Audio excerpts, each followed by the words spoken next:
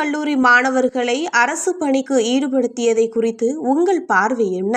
இந்த கேள்வியை கோயம்புத்தூரில் இருந்து மணி கேட்டிருக்கிறார். வேளாண் கல்லூரி மாணவர்களை இன்னைக்கு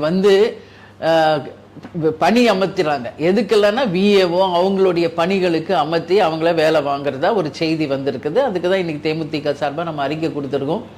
வேளாண் கல்லூரியில படிக்க வருகின்ற மாணவர்களை படிக்க தான் செய்யணுமே ஒழிய அரசாங்கம் தங்களுடைய பணிக்காக அவங்களை வேலைக்கு அமர்த்துவது உண்மையிலே கண்டிக்கத்தக்க விஷயம்.